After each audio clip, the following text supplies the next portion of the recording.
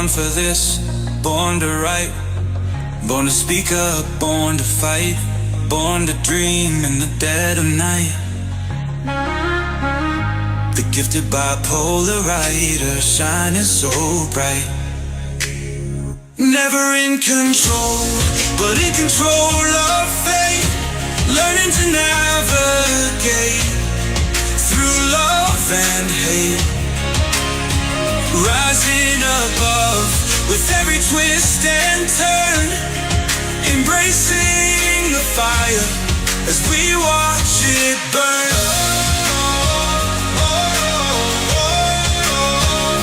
Embracing the chaos, finding the light. Breaking the chains, taking flight.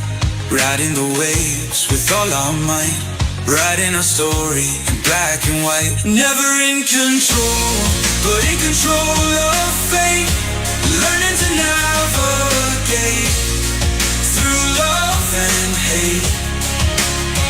Rising above with every twist and turn. Embracing the fire as we watch it burn. Through the highs and lows, we find our way. In the darkest moments, we still find day. The pen in our hand, the power we hold. The story unfolds as we break the mold. Never in control, but in control of fate. Learning to navigate through love and hate.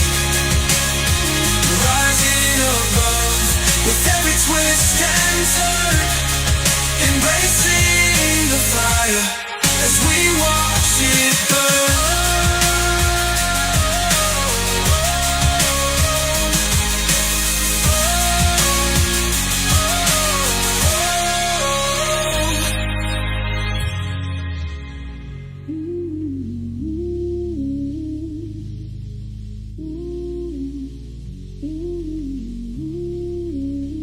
Through the highs and lows, we find our way. In the darkest moments, we still find day. The pen in our hand, the power we hold. The story unfolds as we break the mold.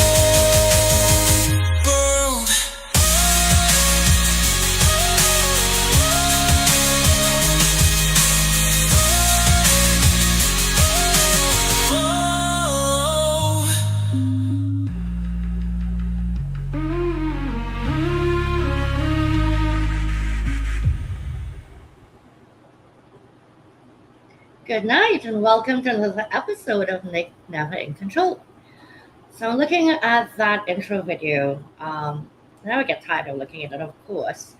And I can't help but, and I just put it in the comments to Elizabeth, and it's very nice to see you tonight.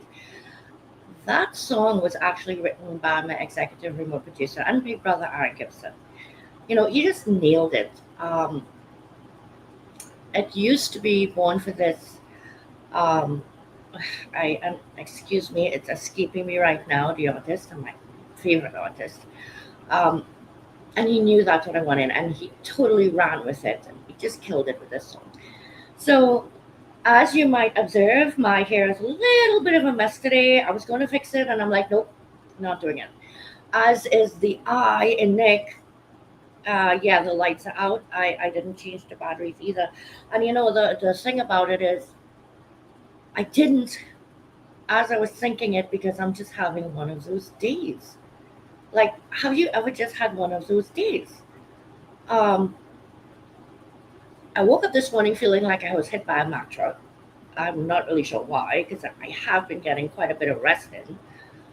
I did hurt my back a few days ago. I think I pulled it out, which will only be the second time ever. But seeing as the first time I did it, I technically could straighten it up for 15 minutes.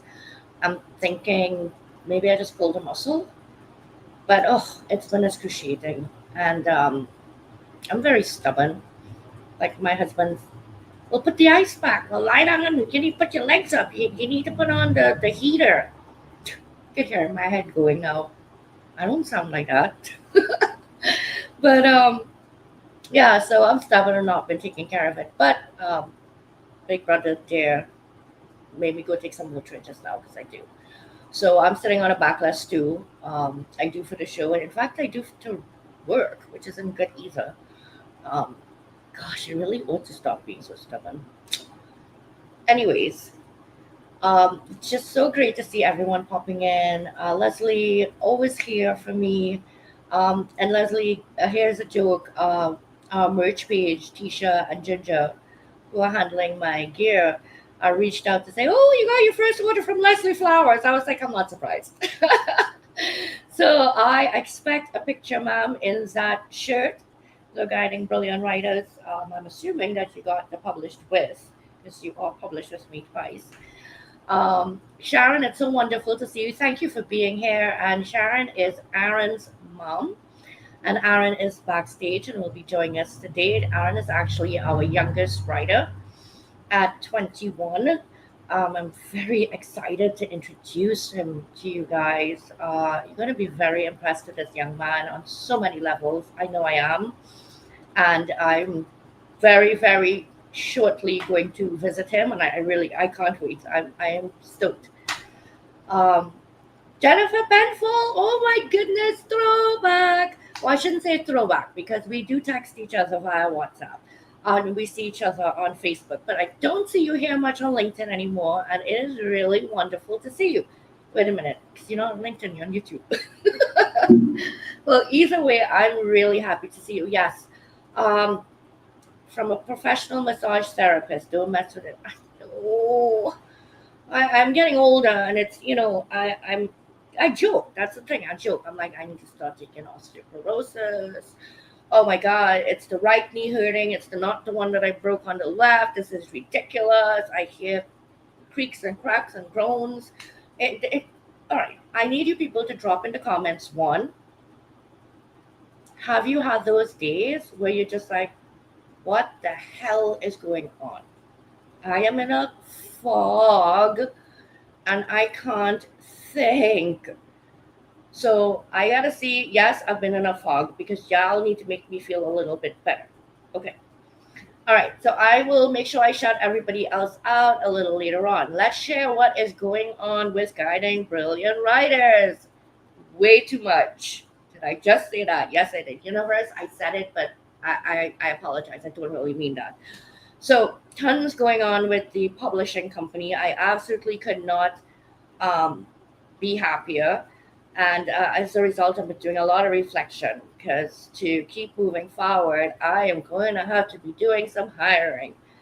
Yes, you did hear that. So look out for some messages, some posts, because I'm going to be putting out there that I need to hire somebody to do this or somebody to do that. And, just keep an eye. I certainly will be interviewing for it.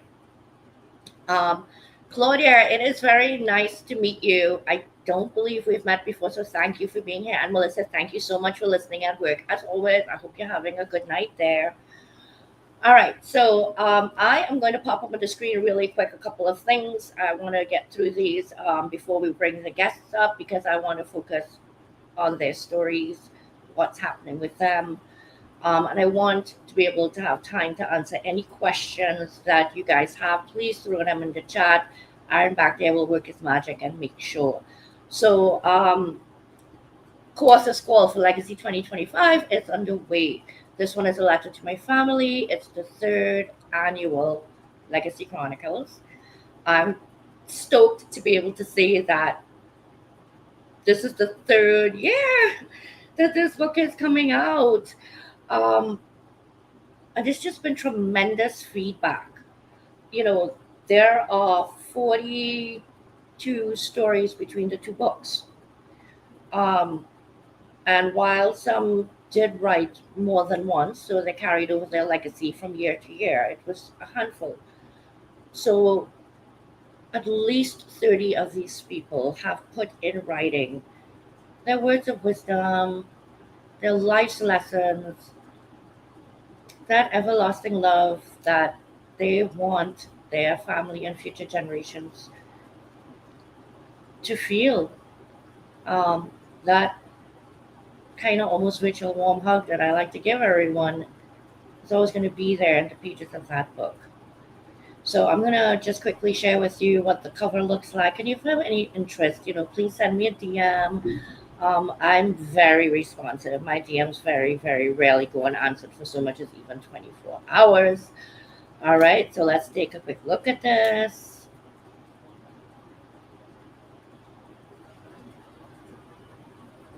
Okay, so we are going to publish that in time for Thanksgiving. Previous years, we published it in time for Christmas. And, you just learn as you go, right? Amazon gets very, very busy at Christmas, and they take forever to deliver the books. So we're definitely going to publish Thanksgiving this time around so people can get their books a little bit earlier. Okay, so one more thing I want to share. Last Wednesday at 5 p.m. Eastern, Brenda Lisa Costa and myself started our collaborative effort called Intention to Ink. It was so, so good. This is a free 1-hour weekly Zoom session for you to join us if you just want some accountability with writing. You don't have to be writing a book. Or if you are writing a book and you're starting, you're in the middle, you're at the end, if you want to start journaling and you just can't seem to nail yourself down to do it.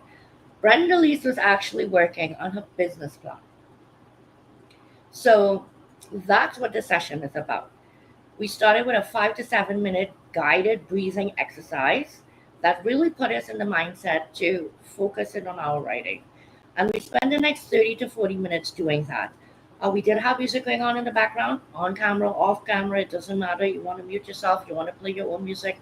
But the best part is at the end, for about 10 minutes, we regroup and we talk about any challenges we may have hit in that last half an hour or so.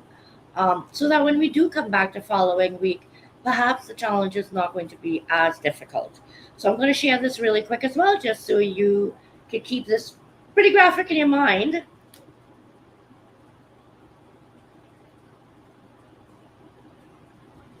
Okay, bye, pretty graphic.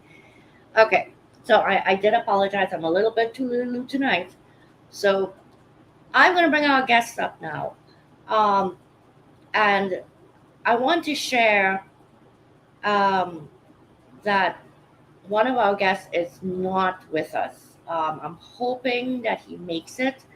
If for some reason he doesn't, then, I'm totally just going to have the executive remote producer get up here and save me, because that's what he does all the time anyway. So with that, Aaron, could you please bring Deb and Aaron up for me? Hello. It's so great to see the two of you. Hey there. Doing good. Yep, I'm doing pretty good. Good. So this is Deb Haas and Aaron Birn. Deb, so Deb's story, she's going to dive into it, right?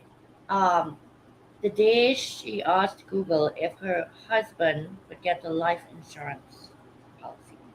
Life insurance. I remember thinking when I saw that title of the chapter, when I opened it up to start doing the edits, I was like,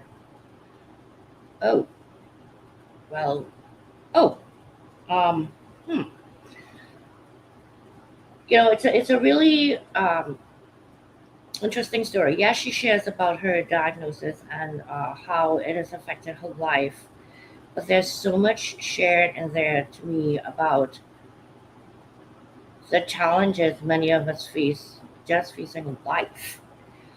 And she was somebody that discovered it much older in life as well. So, I stopped to think of what it could have been like if it were diagnosed earlier. And it's something that I've asked myself in evaluating the different stories, because some went undiagnosed for such a long time. So, Aaron, as I explained, is Sharon Bridges' son. So this is Aaron's first time authoring. I am just... This young man has already been through so much in his life. He has a shining star for a mother, in my opinion, who leads by example. Yet he has still found within his own diagnoses his methods of coping, and really shares with us what it was like growing up and in school. And this really takes us back, as myself as a parent, to things that I wish I knew and understood back then. And so I know his powerful story is going to help a lot of young people out there, as well as parents, to be able to identify and help their children manage the types of diagnosis he has. So we're gonna, just bounce back and forth with the questions. Deb, we're gonna start with you. Share with us where you're joining us from, and then please tell us a bit about who Deb is. What if I don't know who Deb is? Okay, so I am currently actually I'm born and raised in Minnesota. And I'm currently living in a suburb of Minneapolis called Coon Rapids. And a little bit about me. It's been a crazy wild ride the last 2 years, and that's kind of what my portion in the book covers. And um, it's interesting what you shared, Nick, around the title, because I will be honest, most of my writing that I do now and that I've been doing for the last year, I consider myself a centaur. I am a AI human hybrid. And so, I dump my thoughts into Chatty G, and Chatty G helps me put some sort of organization around it, because before AI, it was very difficult for me to write. I loved it, and people always told me I was a great writer. But because I was trying to create and edit at the same time, which now I know is because I'm ADHD, that waiting until the last minute, everything had to be perfect. It was always just exhausting for me to write emotionally and physically, and so I would do it, but it would be hours to compose even the most basic thing. And so AI for me has been this huge release, and it's been this exponential kind of elevator for my creativity. And I feel more alive now than I have in the last 15 years of my life because of what I've been able to do with this amazing tool. So, but about me, I was laid off from 24 years with a big professional services company called Accenture, was in corporate HR for most of that time. Always kind of felt like I didn't really belong. And now, of course, now that I know about my diagnosis, I realized that was masking for 24 years, in corporate world, always kind of feeling like I couldn't fully be myself, and always feeling kind of like that there was something wrong with me. And then, of course, after the diagnosis, it was like, oh my God, it makes sense. I have a left-handed brain in a right-handed world. And now I understand why I always felt like I was being tolerated rather than accepted, if that makes sense. So, I could go on. Nick, I ran karaoke in Houston for a couple of years. So you hand me a microphone and I will keep going. So I'm going to stop right there. Oh goodness, something you said struck me: the tolerated, not accepted. Um, and I think sometimes, even like with myself, you live so long in that state that you almost forget you're being tolerated and you think you're accepted. You get used to it. It's not You even, do. you don't You even do. notice it. That's just normal for you. Yes. So And you, that when you do experience what it's like being accepted, like actually, like I now surround myself with people who like the Deb who is a little like out there sometimes and comes up with weird ideas and is laughing at things and will blurt out what I see as the truth. hmm And they actually encourage me, I which is think that such a new experience, and it's freedom. exactly. And I see that King is saying, I feel you on that. And I understand where her comment is coming from, because it's, a bit of a conversation she and I have had at times. You almost fall into this blinders on situation because nothing is happening to rock the boat, if you will. And then something pops up and it's that cold water in your face that reminds you that, no, you're really actually just being tolerated. And when you walk into that space of acceptance, it's life altering. Thank you for sharing that. Another thing I want to touch on that you mentioned is your corporate past and masking, because it seems that a lot of people mask in a corporate setting, and it doesn't matter what the diagnosis is. It could even not be a diagnosis, but just things they're challenged with. I was outside today, and my husband had the radio on, and they were talking about 61% of people in the corporate world right now suffering with mental health issues. And that number. Well, Nick, you know the reason for that, right? It's because corporations were designed for the Industrial Revolution, and corporations treat people, human beings, like cogs in a machine. They treat us like line items. They treat us like resources rather than human beings who happen to be working in a job. And so, is it any wonder that that Mhm, folks don't mhm. feel like they can't be themselves, because we've Yeah, created this persona of professional, and really professional is I can't express myself, I can't have emotions, because that's not professional to have emotions. And it's so ridiculous. And it's starting to crack. That's what we're seeing right now in the world. That's what we're seeing with all the layoffs and all these other things with these corporations, and that this is what happens when you treat human beings as cogs for decades and decades and decades. right. There's going to be a point where it just Absolutely. is not supportable any longer. Oh goodness, that's a whole other show. That is for sure. All right, so Aaron, please tell us where you're tuning in from. Although I could tell you where you're tuning in from. Tell us a little bit about who Aaron Birn is. Hello, I'm Aaron Birn. I'm in Long Island, New York, just chilling, hanging out. About me, well, I was adopted when I was born, brought over here. Obviously, we all know who my mother is. Um, she's pretty much raised me by herself, um, which was a struggle, I'm sure, but I think it worked out pretty well for me in the end. I was diagnosed with my first diagnosis when I was like a kid, like 6 or 7 maybe. Um, and then from there, like every few years, I was getting a new diagnosis of something else. Um, and all of them have affected me in different adverse ways, and all of them have definitely made my life more difficult than if I didn't have them, I would imagine. Um, but I'm trying now to, well, I've always tried to not let it um define me and who I am. But now, as of whatever, Monday, yeah, because that was when my birthday was. That's when I turned 21. Um, now there's the option on the table that I might have another new diagnosis, but it might be a physical health one this time. Which is a first because I've never had any like long lasting physical health issues before.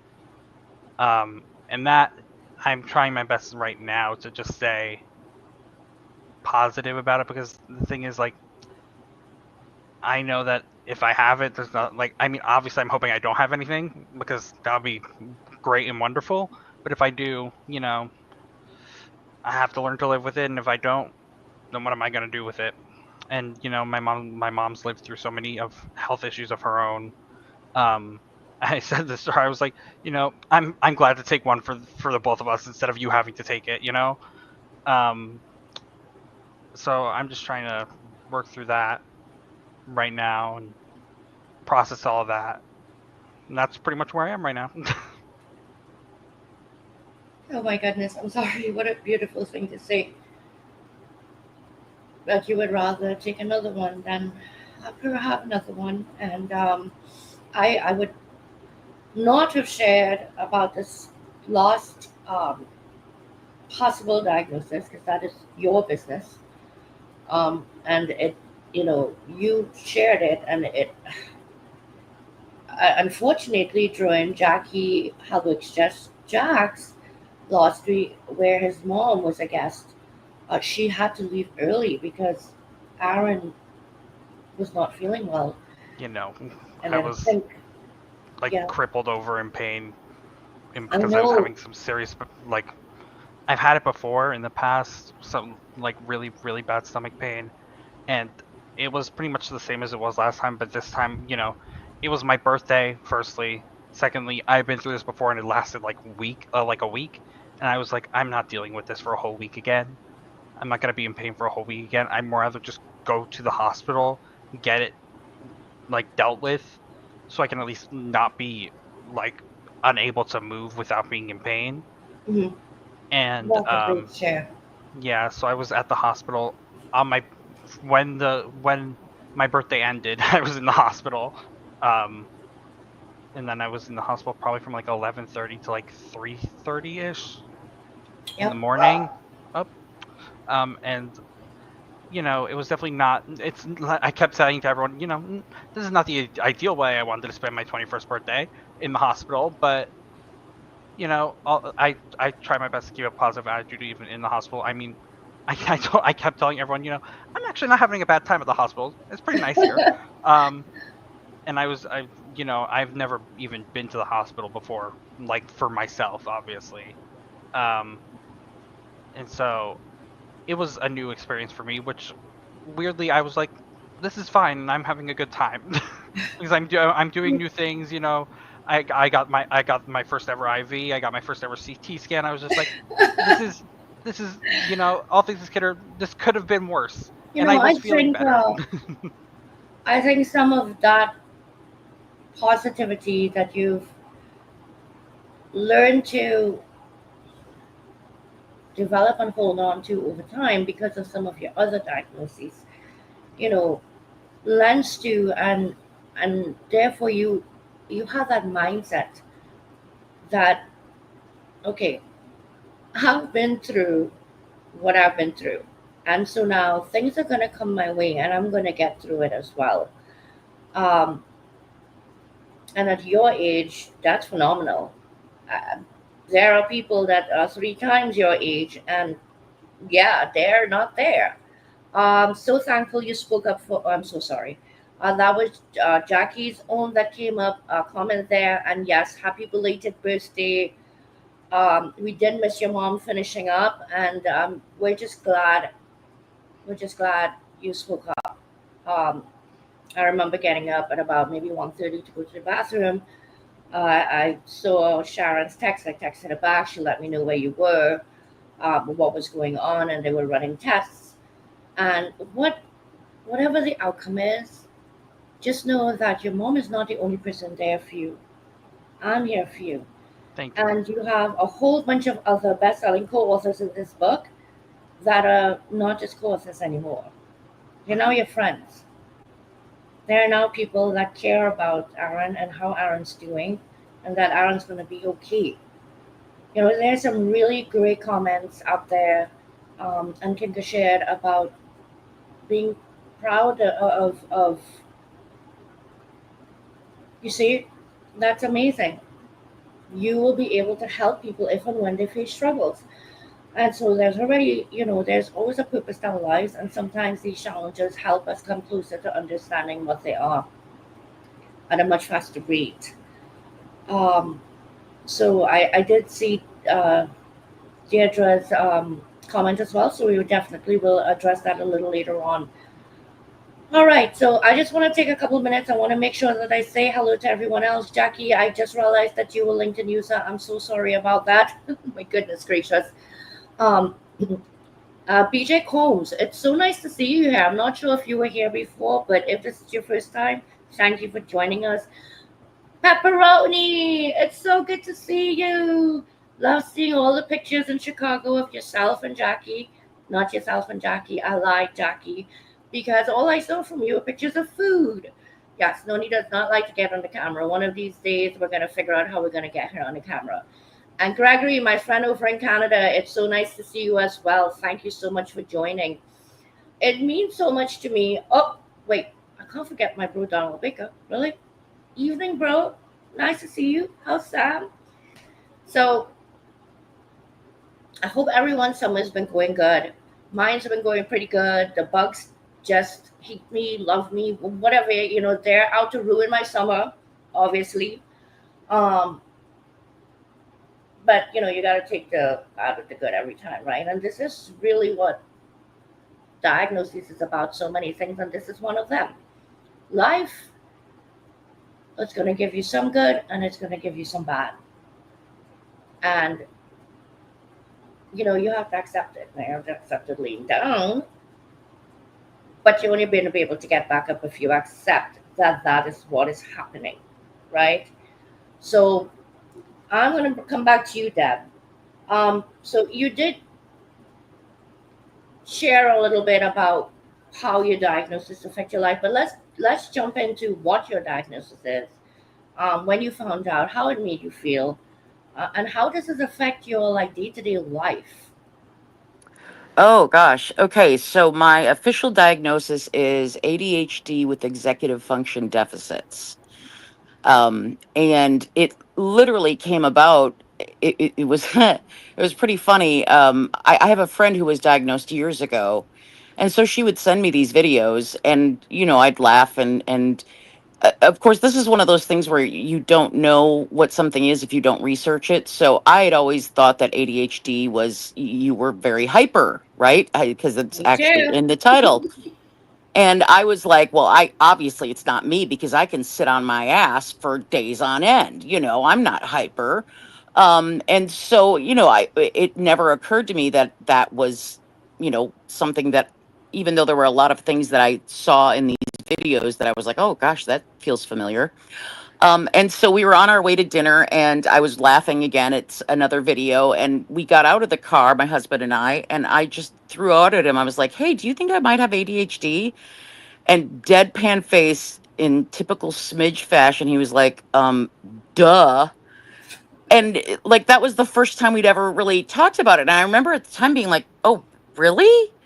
Like, and he thought that I had thought I was, and just we didn't talk about it. And it's just funny how things happen in life. Anyways, it was near the end of the year. It was in November. I was running, insurance. You have to pay for things, and I was like, well, if okay. And of course, ADHD, I'm the hyperactive impulsive type, which when I look back at my life makes perfect sense. The fact that I was like, my friends were like, hey, we are thinking about moving to Houston sometime in the next 6 months. I was like, oh, great idea. And in a month, I'm moving to Houston with a new job. And, you know, What? it just, this is how I make a decision and I act on it. This is just how I've always operated, not realizing that this is not typical. A lot of people don't necessarily do this.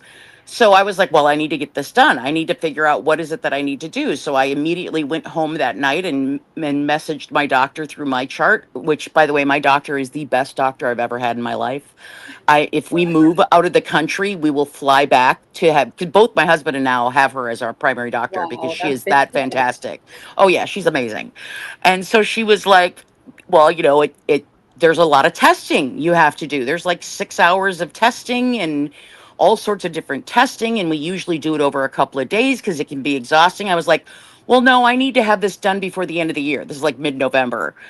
So I'll just, I'll plan all the testing in one day and then, get the diagnosis beforehand. And so I went in and did the testing and I was having a blast in the testing. I was like, this is so much fun, like all of these puzzles and all the word things and the eye and the hearing and the, and the psychologist kept going, do you want to take a break? And I was like, no, let's keep going. Let's do this. Yeah, let's do it. And so then of course we had to do it around the holidays. And so I had to get the diagnosis on December 24th, Christmas Eve. It was like the only day available in her schedule and my schedule. I was like, sure, I'll come back December 24th, find out. So I walk in and she's like, okay, Deb, tell me, how did the testing occur for you? And I was like, oh, I had a blast. I had so much fun. Like I loved it. And she was like, I was so exhausted after that testing with you, I had to go home and isolate. Like and that was my first indication of what it must be like around me when I'm doing my thing. And she was Yeah. like, she's like, Deb, your brain is like a Ferrari. It moves very fast. And this is what happens. Like my husband for years has been like, stop interrupting me. That, you know, like finishing his sentences and all of these other things, and not realizing that this is it's unusual for your brain to move this fast, for you to be finishing people's sentences, for you to making assumptions on, you know, and you need to be aware of this. Well, Yes, yes. then she said executive function deficits, and I will be honest with you, I don't remember much of the rest of the conversation after that point, because that I had never heard of. And Mm-hmm. it sounded very, um, it freaked me out. I will be honest. I remember Mm-hmm. like, wait, what? And she might have told me more about what it was, but all I could hear was, oh, Deb, there's something really wrong with you. Oh gosh. That was literally, and I got home, and I remember I had to go to my room, like go to my den, you know, go to my cubby hole, my den, and I turned on the Twilight movies, because that's my guilty pleasure, is watching sparkly vampires and pretty people doing pretty things on the screen is where I can go to when I don't want to, you know. Oh God, love the honesty here. Yeah, well, and then I spent the rest of the day talking to Chatty G, going, Mm. Chatty G, you need to tell me, what does this mean? What, you know, what does executive function deficits mean? And I remember thinking to myself, I'm an oversharer. I've always been an oversharer. I'm just myself. I can't do certain things because I'm just always myself. I'm not very good at Mm. lying. I'm always going to be myself. And He's not very good at lying. I remember thinking, this is one of these things that I will never ever be able to tell anyone, Mm. because I am so ashamed of the fact that I have this executive function deficits. Mm. Mm. Deb, Um, can I interrupt you a second? yeah, please do. Can I tell you a little secret? Please. You did not only not tell anyone, you told the world. I did. Yeah, I know. Do not Um, tell you that. yeah, and you know, it was funny.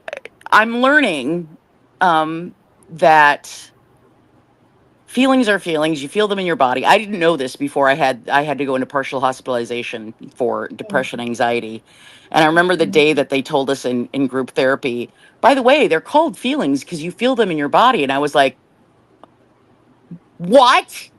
Mind blown. I'm like, you're supposed to feel feelings? Like, my entire life I suppressed Yeah. feeling things, you know, because I just didn't know how to handle them. And so it was Well, just better not to feel them. So now I'm learning that I let myself feel things. I let myself, and Nick, I'm so not good at it. I mean, there are times when I can really let myself feel them, and then there's other times where I'm like stuffing my face with stuff, and I'm like, oh, this might be one of those times when I'm using food instead of letting myself feel but you know something. what? I understand. I do understand. Like I understand so much, and I'm sure so many people in the audience are relating. And please let us know if you are, because even if it isn't this, you know, symptoms, then things are happening, and you're thinking, is this a symptom? Is this an indication of that? Am I reading too much into it? Like I go through those things too with my bipolarness, and I think that as you evolve in your level of awareness, you start to be able to better understand what Yes. really are symptoms within a situation that are in fact that, and what's really just a normal day, and these are normal feelings that somebody will go through in a Yep. situation like this. And I've had to tell myself that. And then so much of how we were raised, our cultural backgrounds, those all come into play about the way we may have suppressed feelings, the way we were taught to not say anything about them. And then there are some people that were raised in a household like mine where I was told to express myself. In fact, I Oh, think, that's lovely, and Nick. That's lovely. yeah, the people around me were like, this little inquisitive child is too talkative. You know, that's the way my parents raised me, Yeah. right? Yeah. So, and you know, you start to, from outside influences, think there's something wrong with you because other people are saying things, but you trust your parents, right? Right. And the ways that they're raising you. So, oh my goodness gracious, there's just so much that comes out of the stories in this book. We choose to be more than our Well, diagnosis. and what I've learned, Nick, is that sleep is such a wonderful tonic.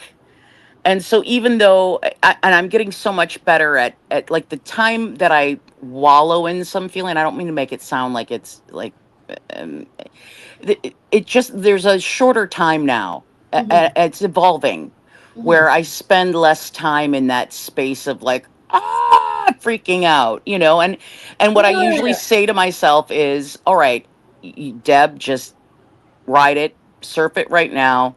You're going to sleep tonight and then we'll see how you feel in the morning. And That's almost growth. inevitably, it's the next day. There's there's a break in the clouds.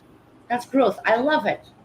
I love it. That's growth. And when I talk about the stories in this book being real and raw, and these are the types of comments people are leaving on Goodreads and Amazon and all over social media about the stories that they are reading.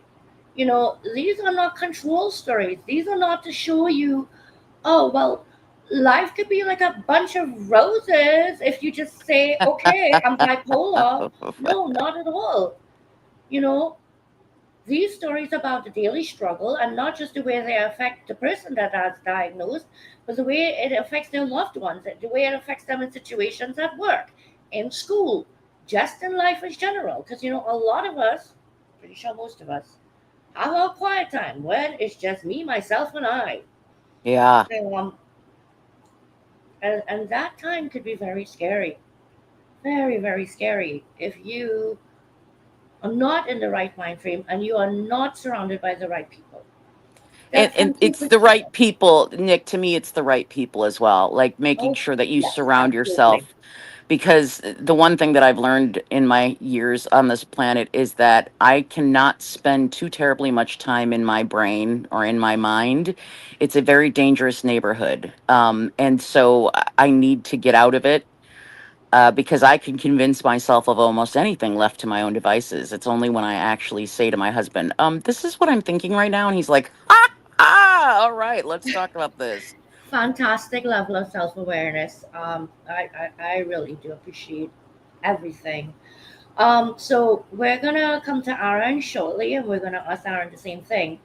Um, but first, we're gonna take a quick look at this beautiful piece. The song was written by Crystal Bay uh, for our book.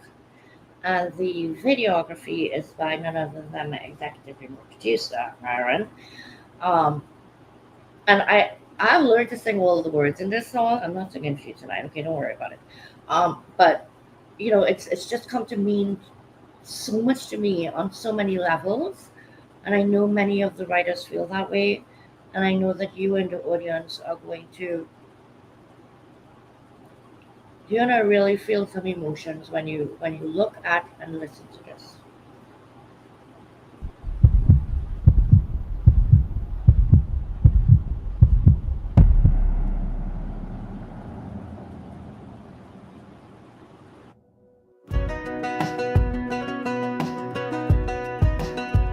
They gave it a name in a cold white room, spoken whispers like a spell my doom. But I've got a soul that can't diagnose. I've walked through fire and I'm still close to everything I'm meant to be, not just what they see. I'm not my diagnosis, I'm not their doubt. I've got a voice and I'm gonna shout. I've got dreams that won't be tamed. I've got joy they can't explain. So don't you write my story yet. I'm more than limits and regret. I'm still rising year by year. I'm not my diagnosis, I'm still here. Some days hurt, some days shine, but I've made peace with this heart of mine. I've got cracks, but they let light in. that's where the strength begins. No shame in being real, that's how I heal. I'm not my diagnosis, I'm not their doubt. I've got a voice and I'm gonna shout. I've got dreams that won't be tamed. I've got joy they can't explain. So don't you write my story yet. I'm more than limits and regret. I'm still rising year by year. I'm not my diagnosis, I'm still here. Might walk a little slower, but my heart beats just as loud. Might fall and get back up again, but I wear that proud. 'Cause brave looks different on everyone, and I'm proud of who I've become.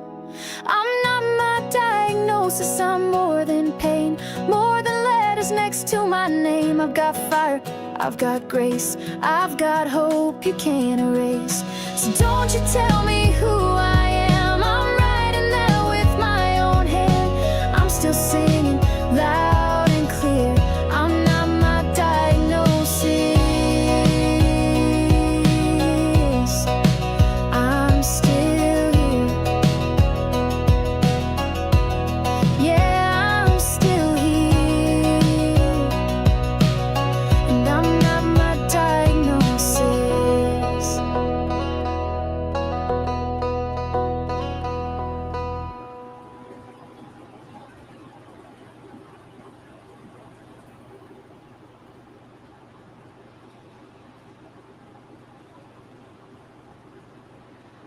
Okay, I have seen that video a lot, and I never not feel impacted by looking at it.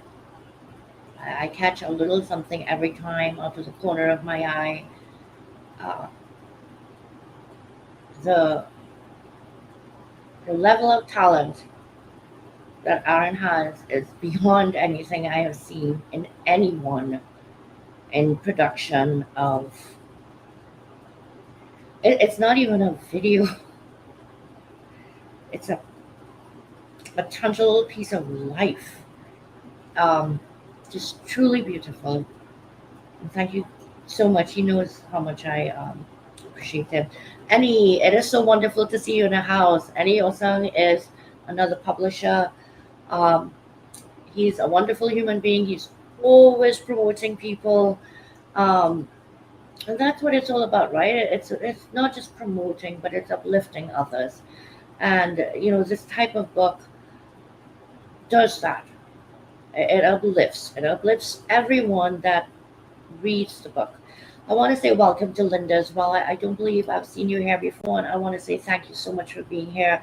Christy, always wonderful to see you. Christy's always out and about and hanging out. So appreciate seeing you here as well. And Trini girl in the house, Lisa ծ. All right. So, Aaron, thank you so for waiting patiently all this time. I am often myself a guest on shows, and I'm the one that's sitting silently while the other person is talking, and I'm waiting like 10 minutes. But it's something about the respect among each other to give each other that time and that space. And it's been something that I have observed in all the anthology projects that I've run.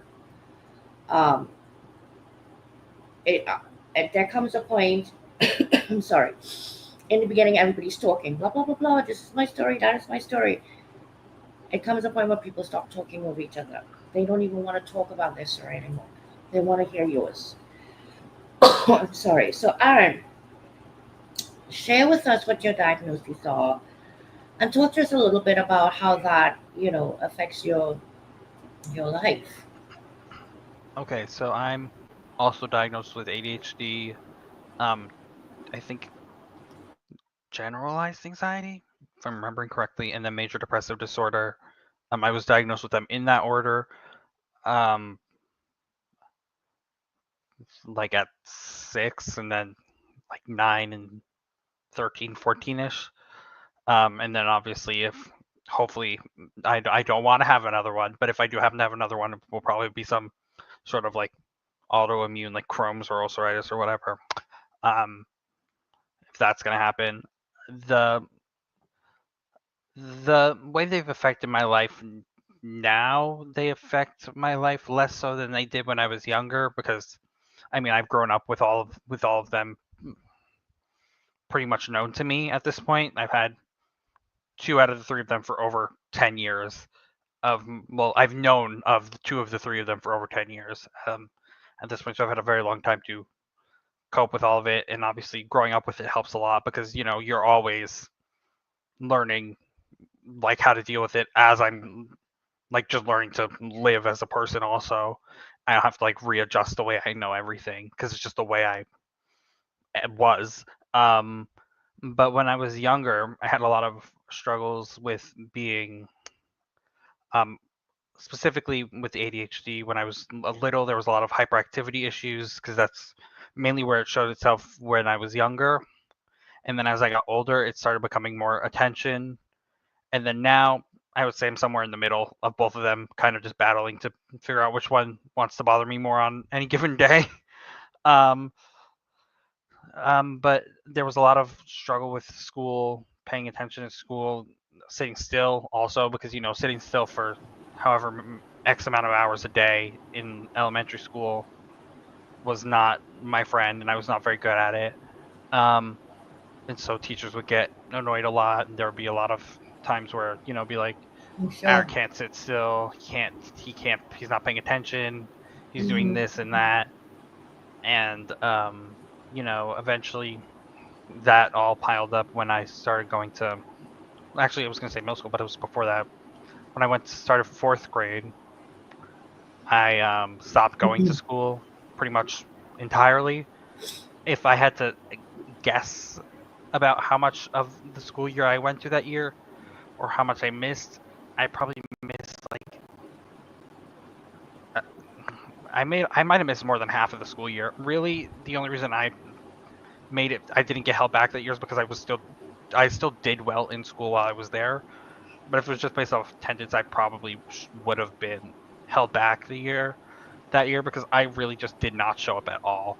Um, The I writing didn't of your show up. chapter, Mhm. there is zero indication, by the way, that you had any trouble in school. I just Yeah, want to say that the quality of the writing in this chapter blew my mind. Okay, blew thank it. you. I had to pick the phone up and be like, Sharon, Yeah, so I stopped going to school. I had a really hard time with actually doing homework specifically. Schoolwork wasn't an issue for me ever, really, because once I was there, it was like nothing was wrong at all. Like I was just bam, bam, bam, bam, bam, everything was done. But homework, I couldn't get stuff done while I was not in school. I was, not going to school, so obviously I was missing a lot of the schoolwork. Um, and so I had to play catch up a lot. And then it kind of just snowballed more and more to the principals and everything of every school I went to. Like I had an IEP. It helped sometimes. Most of the time, it didn't really. Had a lot of people try to help me within the school system, from principals to school psychiatrists who definitely did not care the way that they should have, and weren't very good at it. Like principals trying to diagnose me with oppositional defiancy disorder for no reason, and like continuously insisting that I had it to my mom, despite me having no signs of it at all. I was just avoidant of school, and I said no to him like one time, and so he was just like, "Yep, oppositionally defiant. He must be." And then school psychologists trying to write up behavioral plans that were just like not even remotely catered to me, and trying to get me to sign them, and going against things I asked them specifically not to do. It kind of felt like the whole school system was just like fighting against me instead of fighting for me like it was supposed to. Um, and because of that, I definitely struggled a lot with school as a whole. mhm, Um, until probably like my sophomore year of high school, because that's when I changed to a school actually meant for people with mental health problems, so they actually catered to my issues instead of whatever my That's district was trying to do before that. amazing. I'm glad that you were able to transition, and I'm glad that your mother was such an advocate and continues to be. Because the other guest that was supposed to join us tonight, he also had a learning disability, and he was very fortunate to go onto a school that catered for this type of learning as well. And this type of learning, catered for this type of learning. Okay, people learn in different ways. You know, you said which one of your diagnoses is going to bother you more today. I mean, like I I just really enjoy speaking with you, and the lightness that you keep in spite of your challenges. And I really would like to, have yourself and Sharon come on the show. I think it is very important. And perhaps we will have Sandra, and maybe her son even will join us. And you'll meet Sandra, guys, at another point. It is so important, I think, for us to have this conversation around education and the school system, and what is and isn't being done to help support our children in education, different types. And I just want to point out too that Deb talked about her ADHD, and that hyperactivity wasn't a thing for her. She never considered herself that way. And then Aaron's telling us that his ADHD, the biggest part of it was the hyperactivity. And Yeah. oftentimes we diagnose and misdiagnose because we know 12 symptoms and there are actually 50, right? And or we hone in, or people, and they mean well, they're trying to help us, hone in on one or two things, and they're like, nope, you're this. And even the medical professionals, and even the faculty, like you say, right? It's just, thank you. I mean, thank you so much. We have a couple of minutes towards the end of the show. I had a couple more questions, but you both just opened up and dove so deep into your stories, how you're challenged daily. This is our diagnoses are not something we get handed one day and then we hand back when we feel like it. We live with them every single day. And no matter medications, therapy, friends, family support, you name it, all the things that we could do to cope, to manage, to everything else, it doesn't erase it. It doesn't erase them. It just doesn't change what affects us. It might change the way we're affected because we have different tools and strategies. Aaron, Deb, um, thank you so much, and I will talk with you both very, very soon. Have a good night, and thank you for coming. All right, Thank you for having us, Nick. Take care of yourself, okay? I will. I will. Yes. Thank you. I know you guys are gonna make sure I do. Oh goodness, everybody out there, Mary Baker, it's so great to see. I haven't seen you in ages. Oh my goodness gracious. I'll make sure that you get the YouTube channel link. Thank you for joining us, and Henry, you as well. I'm gonna go back and answer all the comments. We have just a minute left. I want to be mindful of everyone's time. I know it's summer, and it means a lot to me that you would take this time to be here with us, and to share in something that is not just only important to us, but it's important to each and every person in this entire world. Everyone is affected by something. Um, and if you aren't, you know somebody that is, and it's probably someone close to you. This is how we help each other get through it. We help each other get through it by talking about it. We Choose to Be More Than Our Diagnosis is available on Amazon. We hit, oh my goodness, #1 bestseller and hot new release in more than a dozen categories. We speak about lupus, chronic illness, ADHD, PTSD. I mean, just you name it. And that tells you that people out there want to and need to read these stories. So I encourage you to go purchase a copy of the book. The last thing I'm going to do is throw up a very short piece that you can scan the QR code. So grab your phones out so you can scan the QR code to the book.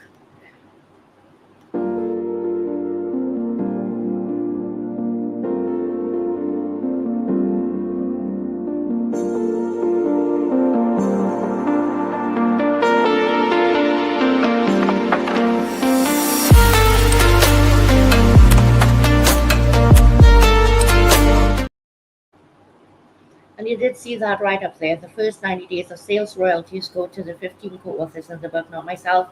I am very happy to say that sales are doing well, and it looks like all of them are going to receive something at the end of the 90 days, and that is because of each and every one of you that's out there sharing. So, yeah, we are over executive remote producer. I am so sorry, but I do have to show one last thing because I just totally have to. Because if you caught any of my posts this week, you would have seen that I was proudly sporting a gorgeous purple t-shirt by Getting Brilliant Writers Merch. Yes, we just launched Getting Brilliant Writers Merch, and this shirt is actually in honor of this book. And so if you would like to grab a shirt and support, and you know what this shirt tells me, you don't need to open your mouth to deliver a message. Brace yourself. The music's a little jarring. Actually, I kind of like it.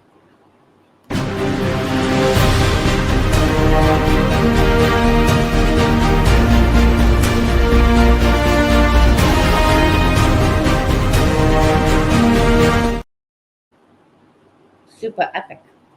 But anyway, it's an awesome shirt, and it says, "You are more than your diagnosis." And I love it because it can mean you, or you, the person reading it. And no doubt it must be quite a conversation starter piece for somebody to see you wearing that shirt. And it is the perfect opportunity for you to speak about your diagnosis and help educate somebody else out there. Okay, so with that, thank you for hanging out with me. Thank you for getting through my crazy hair, my eye that's missing this thing, my back that's killing me. But you know what? This is what we do. We show up. All right. Have a wonderful night. Bye.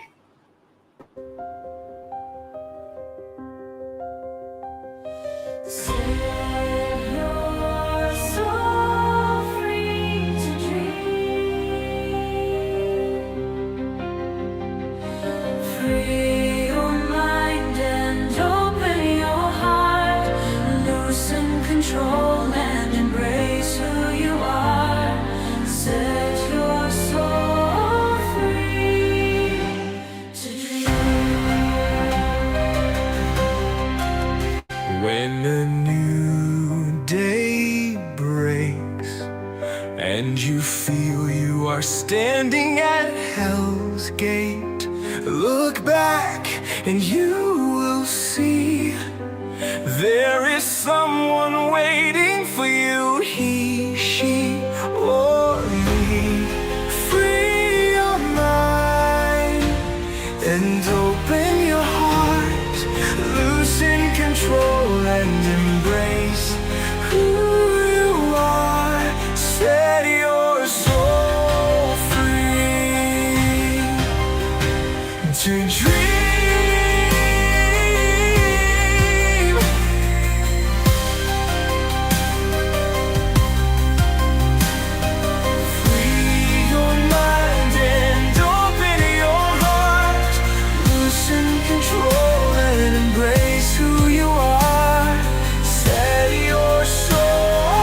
free to dream. These brambles and thorns that impede the path to our greatest selves are but the test to our willingness and strength to find our greatest wealth. Free your mind and open your heart. Loosen control.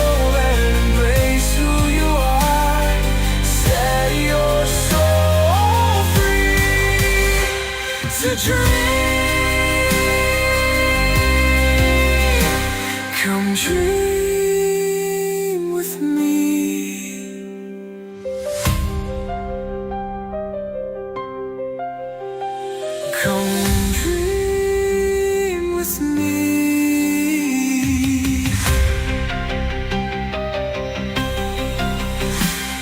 Come dream with me.